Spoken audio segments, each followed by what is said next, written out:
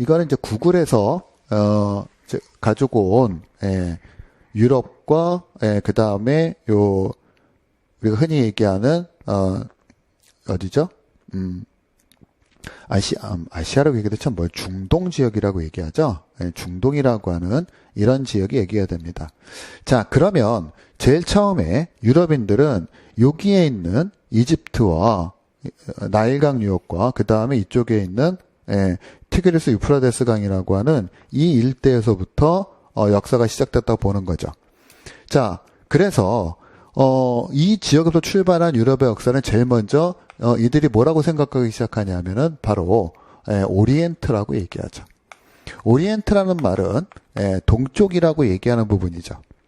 오리엔트는 동이라고 얘기하는 거고 유럽인의 입장에서 보면 동쪽이 얘기가 된단 말이죠. 그래서 이러한 동쪽에서 얘기되는 이 지역에서 문명이 시작됐다고 보는 겁니다. 이게 오리엔트예요. 그러면 이 오리엔트 시작된 문명 그 다음에 어디로 가죠? 이들은 문명의 서진이라고 얘기하죠. 여기서 시작된 문명이 이쪽으로 넘어간다라고 하는 거예요. 그래서 두 번째 이들이 생각했던 건 뭐냐면, 그렇죠. 그 두 번째는 오리엔트 시작해서 중심이 어디로 했느냐, 지중해로 넘어갔다고 하는 거죠. 예. 즉 지중해인데 어떤 지중해냐면 말 그대로 고대 지중해라고 얘기하는 거죠. 고대 지중해의 세계가 얘기가 된다고 보는 거죠. 그러면 이 고대 지중해 세계는 여기서 넘어가서 여기가 지역이 어디죠? 그렇죠. 그리스가 얘기가 되죠. 그 그리스 문명이 시작되기 전에 이쪽에서의 에게 문명이라고 하는 것. 그러니까 여기에 그 크레타 섬을 중심으로 하고 있는 문명과 그 다음에 그리스 남쪽에 있는 미케네 문명이라고 하는 이쪽에서 시작돼서 그리스 본토로 넘어가게 된다라고 얘기하는 거죠. 그렇기 때문에 이 고대 지중해 세계라고 하는 이 부분은 두 가지로 얘기가 되죠. 하나가 그리스, 또 하나 어디가 되죠? 그 다음에 이제 알렉산드로스에 의한 헬레니즘, 알렉산드로스 제국이라고 하는 헬레니즘, 그리고 이 지중해 세계를 통합했던 로마, 그렇죠? 로마가 얘기되는 거죠. 이렇게 고대 지중해를 중심으로 하고 있는 이 세계에서 두 번째 역사가 이루어졌다고 보는 게 유럽인들의 입장이에요. 그리고 이제 세 번째로 중심이 어디로 넘어오고 있느냐, 바로 유럽의 본토가 형성이 된다라고 보는 거죠. 그래서 유럽의 본토로 이제 넘어오기 시작하는데 여기에서 펼쳐져 있는 것을 뭐라고 얘기하느냐, 이거를 우리가 흔히 얘기해서 중세 유럽이라고 하는 이러한 유럽인들이 얘기하는 고대와 중세라고 하는 이런 무엇을 만들어 놓고 있는 시대 구분에 따라서 얘기가 되는 거죠. 자, 그러면 이 중세 유럽은 어떻게 형성이 됐을까요? 라고 하는 겁니다. 우리가 중세 유럽을 얘기했을 때는 중세 유럽의 세계가 몇 개로 나눠져 있죠? 그렇죠? 중세 유럽은 크게 세 개의 문화권으로 형성이 된다라고 보는 겁니다. 즉 어떠한 얘기냐면, 자, 여기 보시면 중세는 로마가 몰락하면서부터 중세라고 얘기하잖아요. 그러면 로마가 몰락했을 때 어떻게 나눠집니까? 이렇게 해서 여기 이게 아마 도나우강이 얘기될 것 같은데 이렇게 이렇게 되나? 위로 올라가나요? 어쨌든 이 도나우강을 중심으로 해서 나타나게 되는 여기가 뭐가 되죠? 여기가 서유럽이 얘기가 될 것이고, 그 다음에 이쪽은 뭐가 되죠? 이쪽은 비잔티움이 얘기가 되죠. 이게 4세기경에 분리가 되기 시작하는 거고 5세기 되면 이제 분리가 되는데, 문제는 7세기에 이쪽에 아라비아 반도에서 큰 변화가 일어나죠. 뭐가 일어나죠? 그렇죠. 이슬람이라고 하는 새로운 세력이 생겨나기 시작하죠. 이렇게 생겨난 이슬람은 어디를 따라서, 아프리카 북부를 따라서 계속 오다가 바로 여기를 넘어서 어디로 들어오죠? 이베리아 반도까지 들어오죠. 그래서 대체적으로 피레네 산맥 남쪽을 경계로 해가지고 이렇게 이슬람 문화가 중세 형성이 되는 거죠. 자, 그렇다면 이 전체의 지역에 있어서, 유럽 전체의 지역에 있어서 아프리카를 뺀다 할지라도 이 이베리아 반도를 중심으로 한 것까지 유럽이라고 본다면, 유럽에는 크게 서유럽과 그 다음에 비잔티움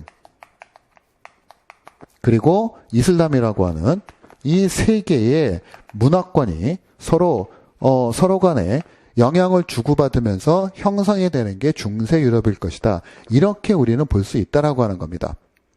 자, 그러면 이러한 서유럽은 그 다음에 어떠한 모습을 보여줄까요? 이 세 개의 문화권 중에서 우리는 서유럽을 가장 많이 얘기합니다. 왜 그러냐면 이유는 간단한 거예요. 19세기 유럽의 중심 국가들이 다 서유럽에 있었고 자기네들의 역사를 얘기하고 있기 때문에 서유럽이 가장 중심적인 것으로 얘기가 될 수밖에 없어요. 자, 그러면 여기서 이제 우리가 어떤 식으로 봐야 될 것이냐. 이 중세 유럽을 공부하면서 여러분들이 가장 많이 어려움을 겪게 돼요. 그래서 이러한 중세 유럽이라고 하는 이 부분에 있어서 크게 우리는 몇 가지로 얘기할 수 있냐면 다시 세 가지 정도로 나누어서 한번 보도록 합시다. 첫 번째는 뭐냐면 서유럽의 성립이라고 하는 부분이 얘기가 돼요. 어떻게 서유럽이 성립이 됐을까요? 이 서유럽은 대체적으로 누구의 이동부터 시작하죠? 그렇죠? 게르만의 이동부터 시작하죠. 게르만의 이동과 그 다음에 게르만의 이동 중에서 그 다음에 프랑크 왕국이라고 하는 이러한 그 국가가 형성이 되고 여기에 우리가 알고 있는 카롤루스 대제라고 하는 이러한 사람에 의해서 유럽 전체가 하나로 묶였다고 하는 이런 부분이죠. 그리고 게르만의 이동과 프랑크 왕국 그리고 마지막에 움직이는 게 누구냐면 노르만이 움직이겠죠. 그죠? 노르만족의 이동까지 포함을 해서 전체적으로 서유럽의 모습이 갖춰지기 시작합니다. 특히 프랑크 왕국이 이제 그 분열이 되는 이른바 메르댕 조약과 메르센 조약에 의해 가지고 서유럽이 전체적으로 동프랑크, 중프랑크, 서프랑크라고 하는 이러한 구조들이 생겨나기 시작하고 그 주변으로 노르만들이 이동하면서 전체적으로 서유럽의 모습이 성립되고 있다고 보시면 될 거고 이러한 서유럽의 발전, 서유럽의 전형적인 모습이라고 얘기했을 때 우리가 얘기하는 뭐가 얘기될까요? 가장 기본적으로 주종제도와 그 다음에 장원이라고 하는 이러한 것을 토대로서 만들어지고 있는 이른바 봉건제라고 하는 것이 여기서 만들어진다라고 보는 거죠. 우리가 봉건제도를 얘기했을 때 대체적으로 9세기에서 10세기경에 만들어진다, 형성이 된다 이렇게 표현하고 있으니까 그 이전 5세기부터 9세기 정도까지가 대체적으로 이들의 움직임 속에서 현재 유럽의 모습이 만들어져 나가는 이러한 내용으로 진행될 것이다 라고 생각이 든다라고 하는 것이고 그 다음에 이제 이러한 주종제도와 장원을 토대로 하고는 이른바 봉건제라고 하는 것들이 나타나게 될 것이라고 보시면 되고 또 하나 서유럽에서 가장 중요한 부분이 뭐냐면은 크리스트교가 자리 잡기 시작한다고 하는 거죠. 우리가 유럽의 즉 서유럽의 중세를 얘기했을 때는 대체적으로 뭐가 얘기될까요? 그죠? 크리스트교를 중심으로 하고는 신중심의 세계가 구축이 된다라고 얘기하죠. 그래서 크리스트교라고 하는 지금의 얘기는 로마 카톨릭이 얘기하다고 했는데 로마 카톨릭이라고 하는 측면이 만들어지기 시작하는 거고 여기서 이제 가장 중요한 사건을 꼽으라면 뭐가 될까요? 크리스트교가 성립하면서 가장 중요한 사건 이걸 두 가지로 통상 얘기해요. 하나는 뭐죠? 하나는 수도원이에요. 수도원 운동이죠. 이른바 클린 수도원을 중심으로 하고 있는 수도원 운동이라고 하는 것이 하나 얘기가 될 것이고 두 번째는 뭐가 얘기 될 것 같습니까? 두 번째의 사건은 그렇죠. 카노사의 굴욕이에요. 즉 교황권과 황제권의 갈등 속에서 대체적으로 우리가 교황권의 우위가 점하기 시작했던 카노사의 굴욕이라는 이 부분을 얘기할 수 있을 겁니다. 그리고 나서 이제 또 얘기될 수 있는 게 뭐냐. 세 번째로는 여기에서 뭐 이 두 가지가 중심이 사실 맞고요. 여기에 이제 좀 하나 곁다리로 하나 집어넣을 수 있는 건 뭐냐면 중세의 문화라고 하는 것들을 하나 집어넣는다. 이렇게 볼 수가 있을 겁니다. 자, 이렇게 이제 중세의 발전이 얘기가 되고 있는데 이것들이 정리되고 안정화되는 과정에서 바로 이제 변화들을 갖기 시작해요. 그래서 중세 유럽의 변화라고 하는 라고 하는 것들이 얘기가 되고 있는데 요 뭐 발전과 변화라고 하는 것은 제가 그냥 임의적으로 쓰는 개념이기 때문에 뭐 다른 분들이 쓰는 거에 대해서는 저도 잘은 얘기할 수 없는데 어쨌든 요렇게 얘기가 될 것이고 그러면 변화가 얘기됐을 때 이러한 변화 부분에 있어서 첫 번째는 뭐냐면 도시가 발달해요. 도시와 상업이 발달한다. 이렇게 얘기가 되겠죠. 도시와 상업의 발달이 하나가 얘기될 수 있는 거예요. 그러니까 주종제도와 장원이라고 하는 이 틀에서 벗어나서 농업 생산량의 증대에 따른 도시와 상업의 발달로 우리는 중세가 뭐 암흑의 세계도 아니었었고 그 다음에 장원 중심의 자급자족으로 이루어졌다라고 하는 이러한 부분이 전부는 아니라고 볼 수가 있는 거죠. 자, 이 속에서 나타나고 있는 커다란 또한 중세가 변화돼서 가장 커다란 것은 이러한 도시와 상업의 발달에 따른 유럽의 팽창의 기운이 무엇을 가져왔느냐? 바로 십자군 원정, 십자군 전쟁 또는 십자군 원정이라고 얘기하는 이러한 것을 가져왔다라고 일단은 볼 수가 있을 거예요. 그래서 십자군 원정이 하나 나타나게 될 것이고, 그 다음에 이제 또 하나 중요한 측면은 뭐가 얘기가 되냐면, 또 하나 중요한 측면은 뭐가 얘기가 되느냐? 바로 이 봉건이라고 하는 게 공적인 질서냐 사적인 질서냐라고 하는 내용들이 좀 얘기가 돼요. 그러니까 우리가 봉건제도라고 하는 것 자체가 국가의 공권력을 대신하는 사적인 질서라고 흔히들 이제 요즘에 그 평가를 내리게 되는 것이고, 그렇기 때문에 그러한 사적인 질서에서 공적인 질서로 바꾸어 나가는 과정들이 나타나게 돼요. 그것이 바로 뭐라고 표현하게 되냐면 중앙집권 국가라고 하는 이러한 표현으로 얘기가 되는 것이에요. 뭘로 얘기가 된다고요?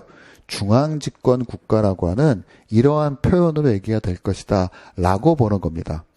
그러면 이러한 중앙집권 국가라고 하는 거, 이것은 이제 우리가 사건 또는 전쟁을 통해서 보면 어떠한 전쟁 얘기가 되느냐, 이것이 바로 백년 전쟁이라고 하는 걸 토대로 해서 일어나게 되는 거죠.